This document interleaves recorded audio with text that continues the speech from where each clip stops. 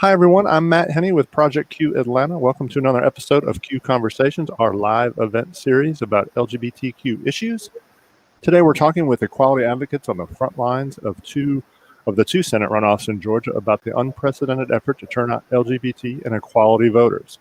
We're joined by some great guests to talk us through what's happening. There's Andre Fields, who's the political director for Fair Fight, a voting rights-based organization that promotes free and fair elections. Hey, Andre. How you doing, Matt? Thanks for having me. Absolutely. Back with us again is Jeff Graham, the executive director of Georgia Equality. Hey, Jeff. Matt. Good to be here. And also is Reverend Kim Jackson, who next month will take office as Georgia's first ever LGBTQ state senator. Hey, Kim. Hey, it's great to be here, Matt. And hi, everyone. Thanks for being here today. Also joining us is Project Q's Mike Fleming, who is moderating the online chat, which is to the right of your screen. You can drop comments in there during the event, and we'll be dropping in links to our coverage of the races and topics as we talk through them today. And if you have any questions for our guests, please put those in the Ask a Question feature at the bottom of your screen. We'll be answering those during the event.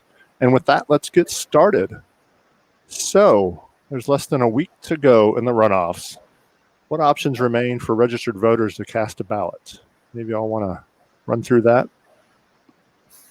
Well, I can jump into that and just say you can still vote in person early. There's still time, depending on what county you're in. Today may be the last day, but if you're in the metro area, you can go in and vote tomorrow as well. I believe the polls may be closing early, though, so definitely check the different counties to see how early they'll be closing. But I really strongly encourage you, if you have not received an absentee ballot in the mail by now, to go in and vote early. And then, of course, you can always vote on election day, your local precinct. And please make sure you check online. Hopefully, Mike can put the link in the chat box for where you can verify your polling locations, because those do change on purpose. Let's be clear. So you can definitely vote on election day. All you have to do is be in line by 7 p.m. and your vote will be counted. Yeah. The only other thing too that is, if you have requested an absentee ballot, I would not encourage you to mail it back, because by the time it gets there, or what's going on with the mail system right now, it just might not get there.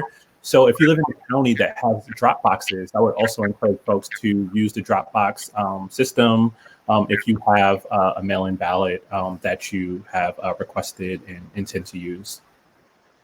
Excellent. Yeah, the last thing that I would add to that, just certainly it's going to be critically important that people use those drop boxes or take advantage of in-person voting. I really strongly encourage anybody to come out today. Polls are still going to be open today anywhere in the state till 7 o'clock. So that gives you 7 hours to get out to a polling location.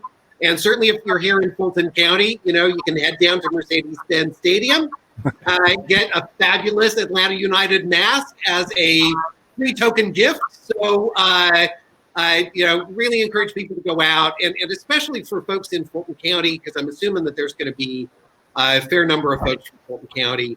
Today is the last day of early voting in Fulton County. So by 7 o'clock tonight, if you've not voted early in Fulton County, you are going to have to wait until Tuesday to do that. So there are a number of locations that are still going to be open, but I really encourage everybody to go out today, if at all possible, because tomorrow, as Senator-elect Jackson already mentioned, there's going to be a number of polling locations that will be closing early. There are some counties, such as Fulton County, that are not even going to be open tomorrow. So do it today before 7 o'clock. I love that. See, I've always been in love with the sticker that you get when you vote in person, but the fact that you get a Atlanta United mask at State Farm, that's great. In addition to the sticker. So, hey. I have made use of the drop box in East Point a couple of times now, so we don't get stickers or masks, but you do get the satisfaction of, putting your ballot in the secure box. So the runoffs pit two equality candidates, Raphael Warnock and John Ossoff, against two incumbents with very anti-LGBTQ track records. What do these races mean to LGBTQ voters and for equality issues. Any of y'all want to jump in on that? Well, I guess as you said, both of the candidates who currently hold the office of senator here in Georgia are not friends to the LGBTQ community. Reverend Warnock and Mr. Ossoff are the only candidates in the race that are committed to equity in the LGBTQ community. Reverend Warnock has committed his life really to fighting for and supporting items such as the Equality Act to protect members of the LGBTQ community from housing, financial, and employment discrimination. He's advocated for gender inclusion, inclusive policies and resources to help at-risk LGBTQ youth who face higher risk of homelessness. I can't speak today. Homelessness and other challenges, and he pushes to ban discriminatory federal practices that stop trans folk from serving in our armed forces. So I would just say, just off that alone, right? That's someone who I would want to vote for, and that's someone who I would really encourage our community to vote for. And the same with Mr. Ossoff. Great, thank you, Andre. Jeff or Kim? Yeah, the only thing that I would add to that is that I think it is important for folks to realize that on a federal level, the only piece of federal legislation that has ever passed that has actually protected the LGBT community has been the Matthew Shepard James Byrd Hate Crimes Act that passed at this point in time almost 20 years ago, that put in sexual orientation and gender identity into the federal hate crimes statute. There was, of course, congressional action on the repeal of Don't Ask, Don't Tell, but while we've had some great court cases, especially last summer, the wonderful surprise in the Gerald Bostock case that did say that we were protected against discrimination in employment, there's a lot of other ways that we can be discriminated against, and still, even with that Supreme Court case, it's not explicit under the law. And so there could be some confusion, certainly as the US Supreme Court and some of the other courts have gotten much more conservative. We really can no longer rely upon the courts to protect our rights. And so this is an opportunity to make sure that we have a Congress that can prioritize a wide variety of LGBTQ issues. I really appreciate, Andre, that you walked through Reverend Warnock's position on a lot of stuff. Georgia Equality, we're actually running a 501c3 campaign, so I can't really speak to the specifics of the candidates, but I want to just remind everybody that if we don't have both chambers of the Congress that are willing to at least debate LGBT issues, our right as Georgians, but the rights of the LGBT community around the country will continue to be put on hold and deprioritized, regardless of how supportive the president may be. And let me just add a little 11 here. I want to speak to lesbians in Georgia who, like so many of us, support the Atlanta Dream Team. Despite her ownership or partial ownership of the team, despite Kelly Loeffler's partial ownership of the team, let's not get it twisted. She does not support our community. And I think it's particularly, I want to remind you all, for those of you who didn't see the images or who have forgotten, that her team that she partially owns wore Vote Warnock t-shirts as their warm-ups before several games. And so let's just be clear about whose side Kelly Loeffler is on, and it's not on our side. And so I just want to remind us of that, and also shout out, of course, the Atlanta Dream and all of the wonderful lesbians who keep that team on the field. Great, thank you, Kim. And the only last thing I guess I would add to Matt is that, Senator Jackson just mentioned lesbians, but I also want to take this time to recognize the 42 transgender or gender nonconforming people that have been fatally shot or killed by other violent means. The majority of who have been Black or Latinx transgender women. And this is a time where we really need leadership in the United States Senate, at the state level, at the local level, to really address these important issues. So it's another reason for people to get out and vote. Great. Well, and Jeff, for the runoffs, Georgia Equality has launched a $1.2 million effort to mobilize 650,000 equality voters in Georgia. The last numbers I saw showed that you've raised about $800,000. Where do things stand with the fundraising, and what is that campaign? What's the money going to do, or is already doing? Yeah, so actually, Matt, thanks for asking about that. I think we're going to end up our campaign with about $950,000 that we will have raised and spent to mobilize members of the LGBT community and our allies throughout the state of Georgia.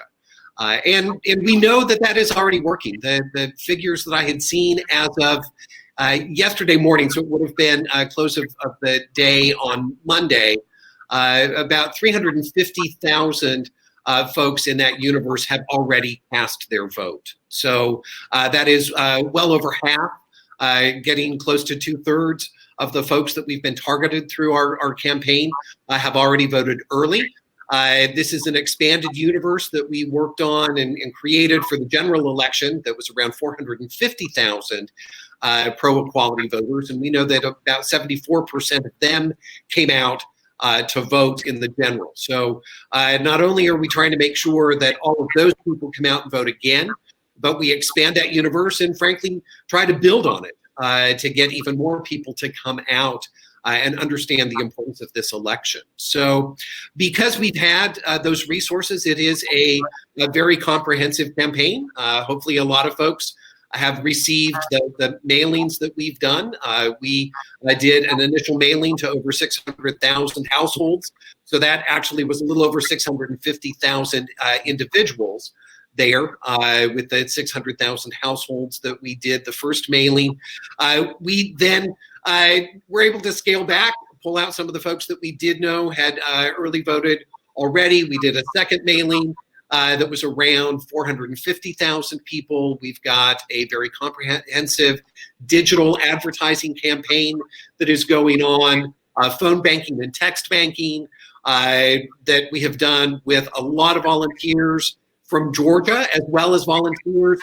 We've had support from state equality groups around the country, very specifically the Equality Federation, Florida Equality, Equality Florida, Equality California, the Fairness Campaign in Kentucky have all sponsored nights, the LGBT Community Center in LA, several other LGBT groups out in California, in North Carolina, throughout the South that have all sent volunteers to us. So we've had hundreds of volunteers that have been making phone calls and sending text messages 6 days a week since the early voting. Well, actually, after Thanksgiving, we started the first week in December. And we are wrapping up with doing one more round of phone calls that will start over this next weekend for those folks that we still are not sure have made it out, to remind them that they can come out and vote on Election Day, January 5th. Well, I've somehow got identified as a LGBT voter, so I have received the mailings and the text messages and phone calls. And I don't think this is a Georgia Equality one, but I do get a text message. I just got one this morning before we started that calls me Lucille, which I just get a kick out of. Well, can I just say I want to thank Georgia Equality for all of this work to mobilize the LGBTQ community and for really putting us on the map. I think that it's just important to name that this kind of national support is coming to mobilize queer folks in the South. And for so long, when people were putting together their statistics around voting blocks. They talk about the Black voting block, they talk about white women, they talk about soccer moms, but very rarely have they talked about LGBTQ folks. We have not been considered a block to garner support until, I think, because of the work of Georgia Equality and so many others, people are seeing that our votes matter and that they're worth fighting for and getting us to go out to vote. And so thank you, Georgia Equality, and for all of those partner organizations that are naming that queer folks exist in the South and we have power in our vote. And if you turn us out, we can make real positive change in Georgia. So I'm really excited and grateful for that work. Thanks, Kim, for mentioning that. In fact, the exit polling, I was myself a little surprised that the exit polling from the general election indicated that roughly 7% of the voters identified as LGBTQ. And so to put that in comparison, that actually 7% is roughly the same percentage of voters who identified as Latinx. So we know, of course, that there's a lot of crossover. I could talk a lot about the ins and outs of our universe, and it's important to remember that the majority of people that we are reaching do identify as people of color. So there is a whole lot of overlap there. But in consultation with Equality Florida, that has had these sorts of resources and done this sort of work in the past, they really encouraged us that, especially headed into this runoff when there's so much static out there and not just competing for people's attention with other campaigns, but also competing for people's attention with everything that's going on in the holidays, every single retailer in the country, that to have messages and images that speak to the LGBTQ experience can be a way to just stop people and get them to pay a little bit of attention. Well, and speaking of efforts, Andre Fairfight has been in the courts challenging efforts to disenfranchise voters and raising millions of dollars for efforts around voter registration and turnout, nearly $23 million alone just in the 3-week period ending December 16th.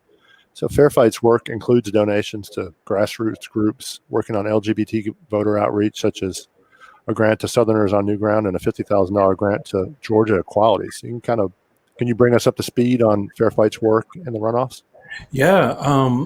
So us and other allied organizations, so it's not just Fairfight, but other allied organizations have built and scaled up the necessary infrastructure to help elect these two men to the U.S. Senate.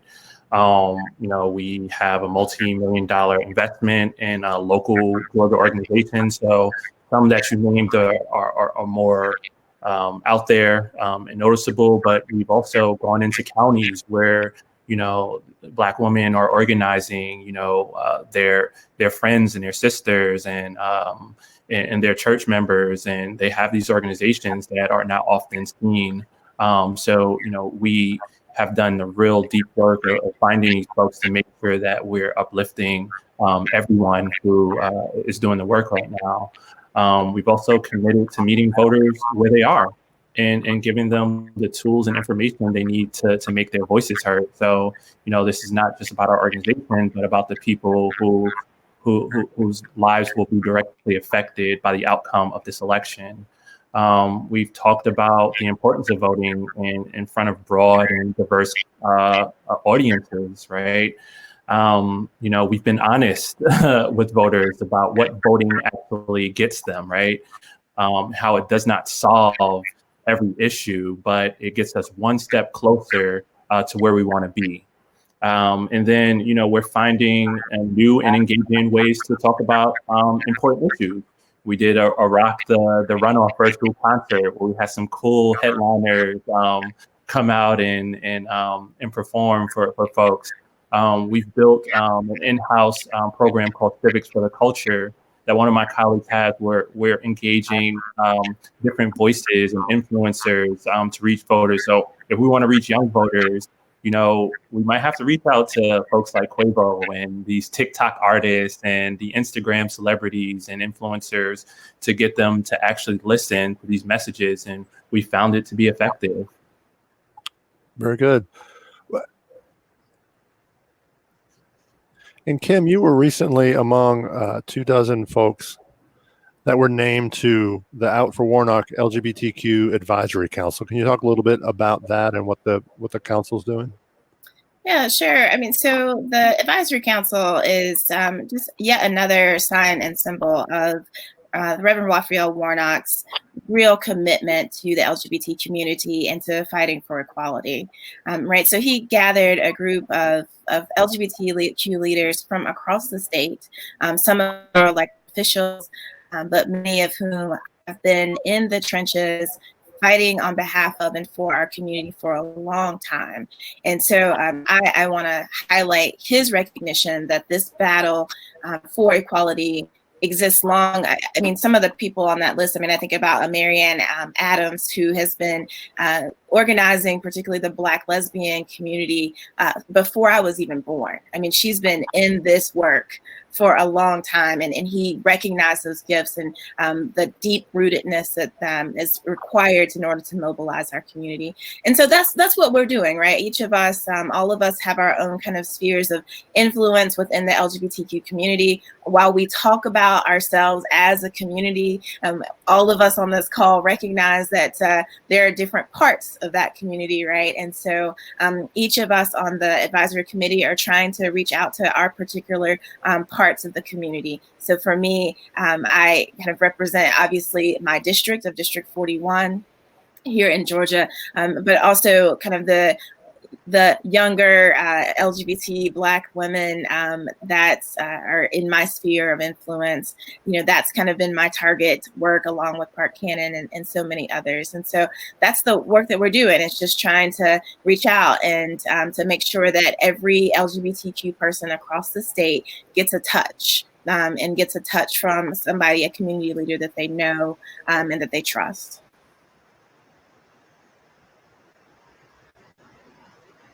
Matt, you're on mute. Thank you. I totally was. I was going to say, I was just joking. I think you also represent Atlanta Dream super fans, right? Yes.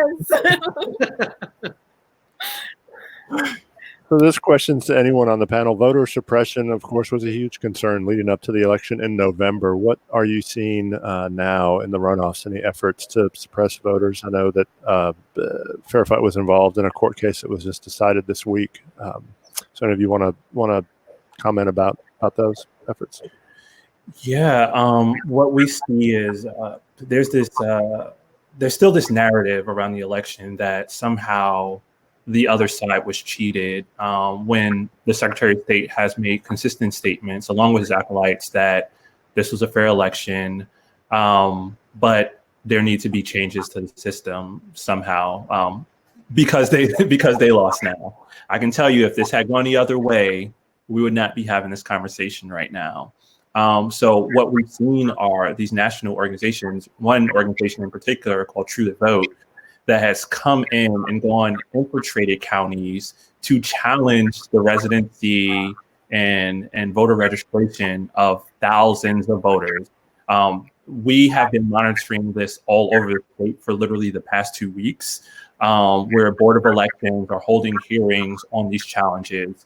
Now, the majority of these boards have dismissed these claims about these voters and their registration and their residency, but this is the type of tactic that the other side is employing right now to try and distract and create this narrative that somehow there's this swath of illegal voters here in the state of Georgia, or there somehow people are double voting, when we know the data and the evidence suggest that is not the truth at all. So we've been watching that very vigorously. We've been working with different boards of election and local elected officials and state elected officials to use the resources that we have to, one, bring attention to this, to make sure that voters know what is going on, and to try to help rectify whatever is actually happening around the state when it comes to folks trying to suppress votes and voters. And from what I know about Fair Fight's efforts, it's sort of a multi-pronged approach, because on the one hand, you're involved in court fights and filing lawsuits, and on the other hand, you're also educating voters as to what they can do and how to get out and vote, right? Yep. Yeah. This is the way the organization is set up. We can be super political on one side, and then, we will just be straightforward and say, hey, we want to educate and let people know what is happening. So I think that's one of the beauties about, how we set ourselves up. Okay. Well, and I just, I want to take an opportunity to really thank Fair Fight for all of the amazing work and pushing back on this. If we didn't have Fair Fight, the rest of us would be scrambling to do this, and the voter suppression would be working. We have been incredibly successful at pushing back against that. The integrity of this specific election cycle has probably been the highest in Georgia history. So folks really need to take comfort in that, and it has been. The efforts of Fair Fight, efforts of groups like ACLU, all of the poll monitors that have been out there watching it. The presidential election was certified 3 different times. This morning, I found out that when they did the audit of absentee ballot signatures up in Cobb County, there were only 2 that didn't match. And so it's important that we keep this in mind, that this is working, the system is working here in Georgia, and the system that we have right now is something that we can be proud of and we can trust. And the reason that I say that is we already know that one of the biggest fights we're going to have this legislative session will be efforts to undo over a decade of voter protection, voter enhancement, voter education, and that is just a real shame. It's something that we should all be outraged about, regardless of which candidates you support. Voting integrity is critical. And both sides, all parties, in fact, take great advantage of early voting and absentee voting here in Georgia. And so anything that is used to restrict access should be something that all Georgians get angry and upset about. And I hope that we can push back against those efforts that we know will be coming in the next legislative session to undo a decade of really, really good hard work. Yeah, right. And that was a great point about the audit in Cobb. I think they looked at 15,000 absentee ballots there and found, like you said, 2 that had problems, I think there were a few more, and they were all resolved with a phone call. So it's a good point. So we touched on this earlier about LGBTQ voter involvement in the numbers. So a recent poll by the Human Rights Campaign showed that 83% of LGBTQ voters and 79% of equality voters backed Joe Biden last month in the election. Are you seeing support like that from LGBTQ and equality voters in the Senate runoffs here in Georgia?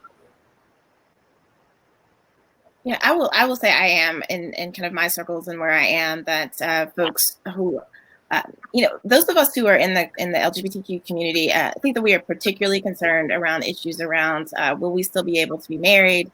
Will we be able to keep jobs without being fired because of our orientation? Will be allowed to adopt children? And there's so many issues that really face us. And I think the overwhelming majority of us have been clear that that's what's at stake on this ballot for the LGBTQ community, and that the people who can protect us most are Jon Ossoff and Raphael Warnock. So the people on that same ticket with Joe Biden are the people that, particularly in the communities that I'm serving, that I'm working with, are saying, oh, absolutely, I'm going to go hard for Ossoff and for Warnock because they will protect us. They will help us in a way that it's been proven. We already have clear evidence that the other 2 will not do so.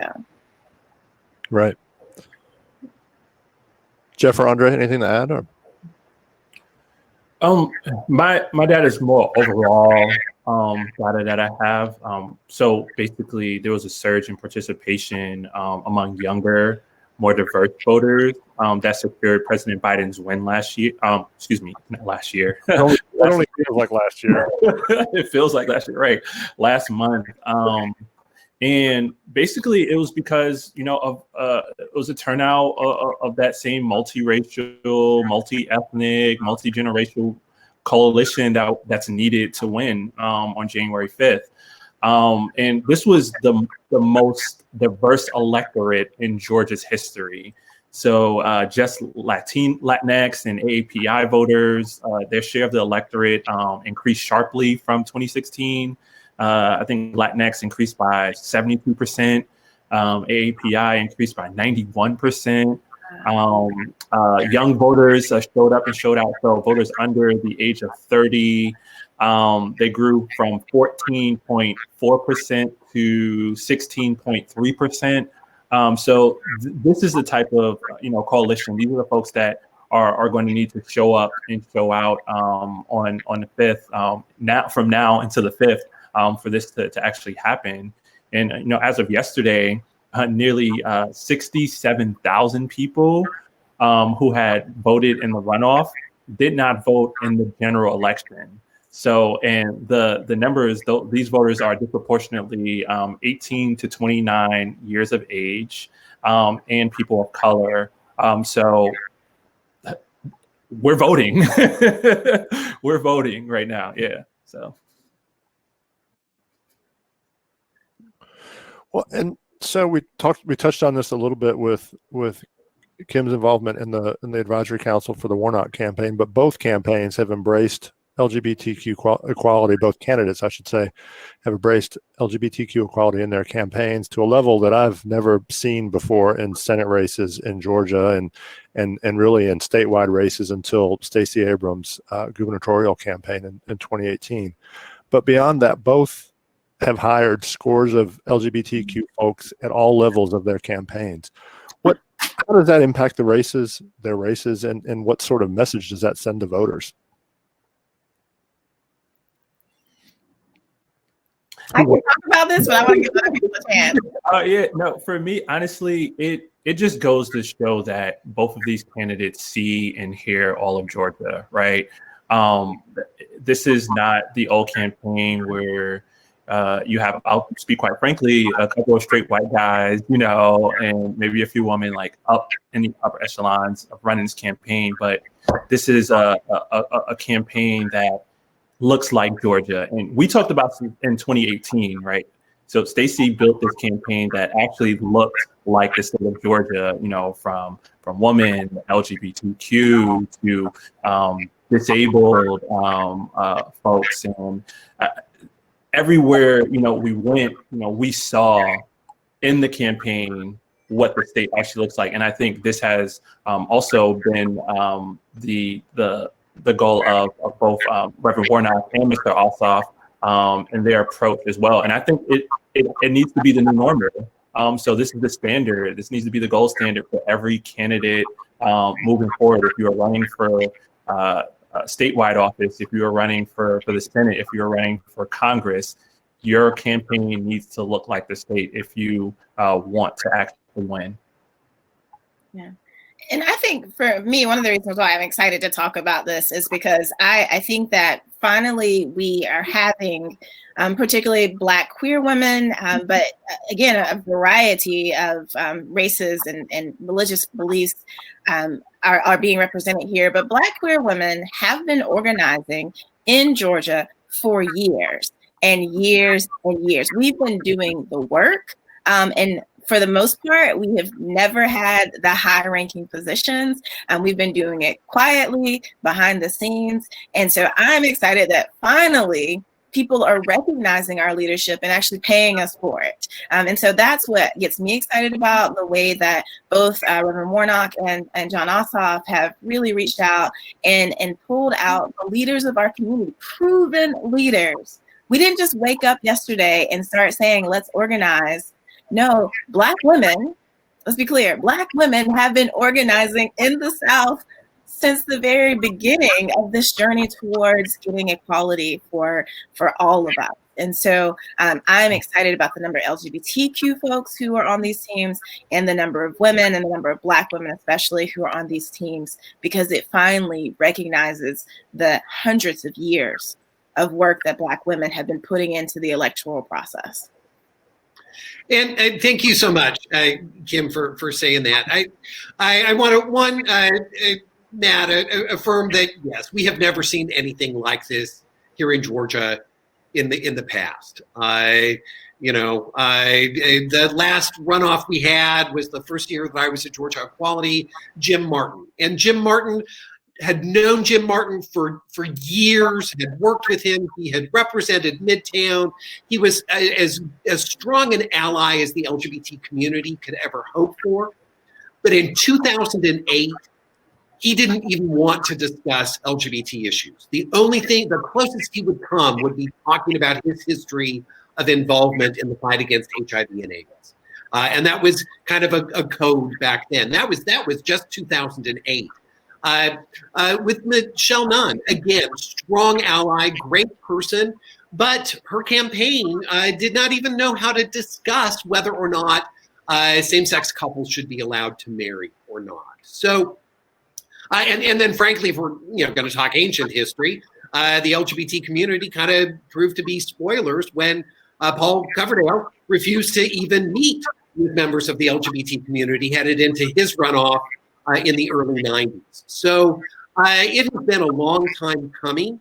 And as Kim had pointed out, we've always been there as queer folks, as LGBT folks working on campaigns. But it is nice to see that recognition this year. It's nice to see people in a leadership position.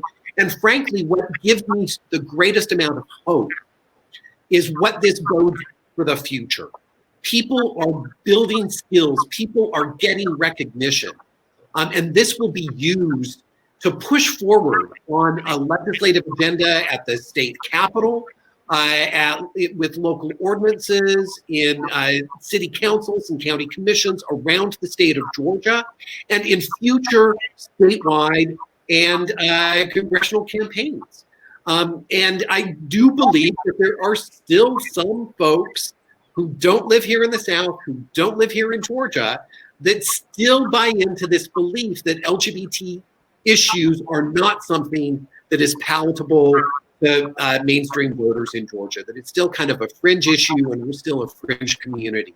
And I really believe that this election can put that bad misinformation to rest once and for all. And that could then really open up the future for our state and local work over the next decade here in Georgia, to really see a sea change in our ability to pass pro-equality legislation and elect even more stronger pro-equality and out LGBTQ elected officials at all levels throughout the entire state.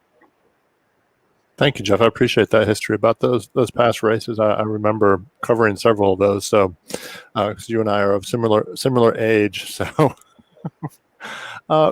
Jeff talked a little bit about the future and about hope. And so, Kim, I wanted to ask you.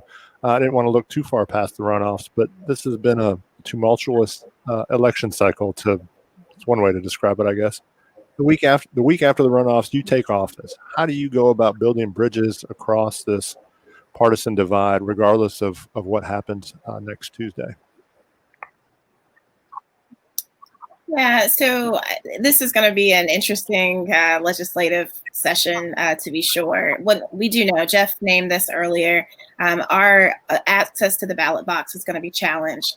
In fact, I jumped on this call off of watching the live stream from a Senate Judiciary hearing where they are currently espousing all of the conspiracy theories that one could possibly imagine and more about the ways that this election was stolen. And so I know that ahead of me is a uphill battle to make sure that we preserve our access to the ballot box. That's through preserving the access to no excuse absentee balloting, which is on the chopping block right now, preserving the access to drop boxes, another thing that's on the chopping block, preserving access to any number of ways that makes it easier for us to vote. All of those things are on the chopping block for this coming session. And, my goal is to find those Republicans who understand what it means to protect this democracy.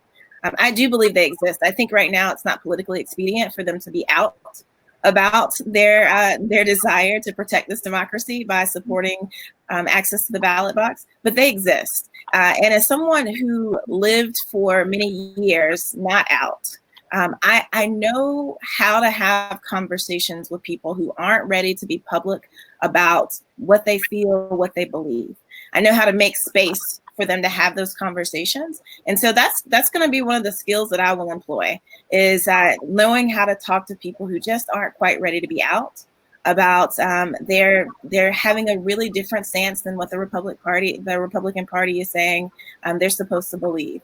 And so I'll start by doing that work of just building those alliances and those allegiances and having those private conversations where people can say, yeah, Kim, I think that absentee voting, no excuse absentee ballot voting is really important. It's important for the people who live in my district too, but I can't say that to my party leadership. Those folks exist. I will find them and we'll build some coalitions. And so that's the beginning of my work. And there's so much more. But I do urge all of you all to please, even if you can't come down to the Capitol this session, that you would watch on live stream, that you would email us, that you would call your legislators and really stand up and fight for access to the ballot box, because it is on the chopping block. So please, let's fight, let's fight, let's fight.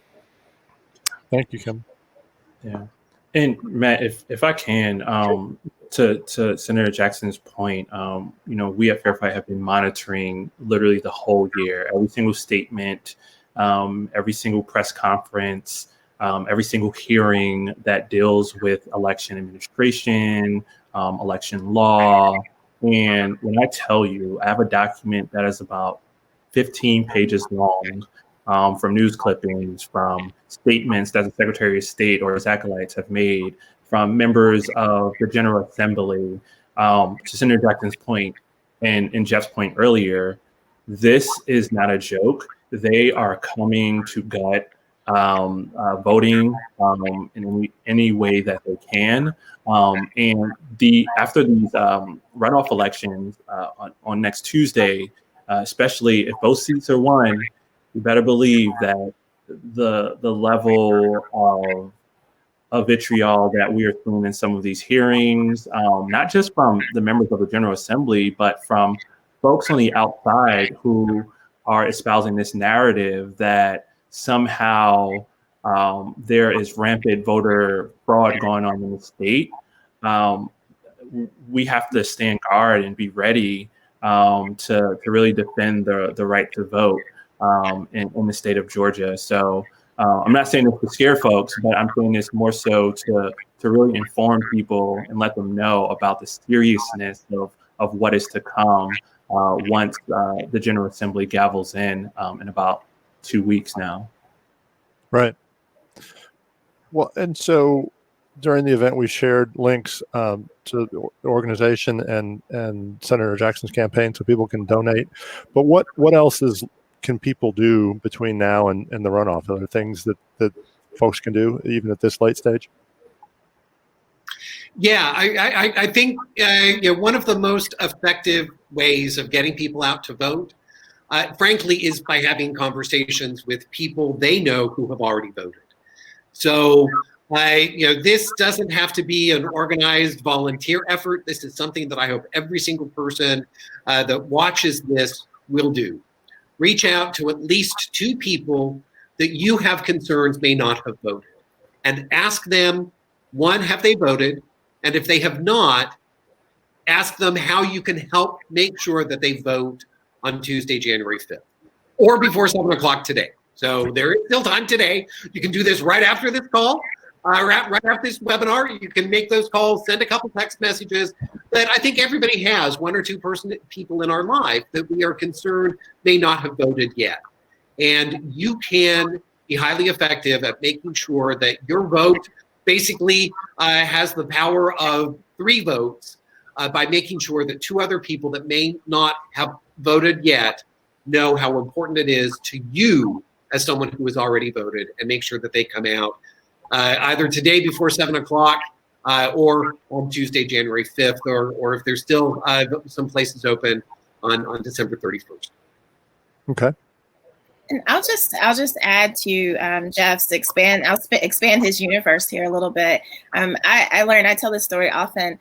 I found out that my brother-in-law, and I'm not going to say his name, so I have many brother-in-laws, so that keeps his privacy. My brother-in-law lives in my district and is registered to vote in my very district. And I discovered that he did not vote in the primary nor the general for his own sister-in-law, whom I know he loves me. This is not about his lack of love.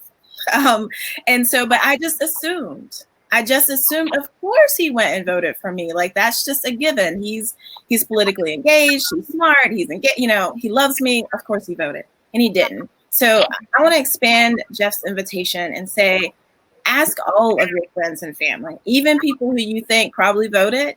You can send that casual text. It's like, hey, yo, I know you already getting a lot of texts about this, and this is probably handled, but I just want to make sure. Have you voted? Because there are people of goodwill, people whom we love, whom we deeply respect, who just haven't gotten around to it. And they need some encouragement. They need that touch. And it's not necessarily the people that we assume. So please just, go through your little phone list here, find the people that live in Georgia, all of Georgia, right? And just send them a quick text message and say, hey, you probably handled this already, but just want to check. And if you live in DeKalb County, you can go vote tomorrow too. So don't forget that. Did that make for any awkward holiday dinner discussions, Kim? I did not tell him. So, I have access to the voter, to the voter registry. And so I just looked because I just was suspicious, at some point. But I didn't talk to him about it. I don't want to shame him. Like, he's a single dad. Like, he's got things going on. None of those are good excuses to not vote, really, but it is a good excuse when you want to preserve family relations. Very good. Very good. Andre, any final words from you on that, on what folks can do between now and Tuesday?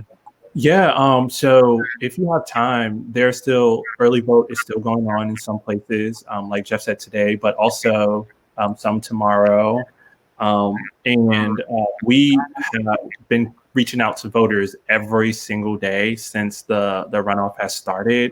And if you go to fairfight.com, you can sign up to get hooked up to one of our text banks, one of our phone banks, and just help us reach out to voters and people who are still out there, who may not have turned in their absentee ballot yet, who may not have their vote plan solidified yet. You could just give them a little bit of an extra push. So yeah, that would be the only thing I would add to what these two have said already.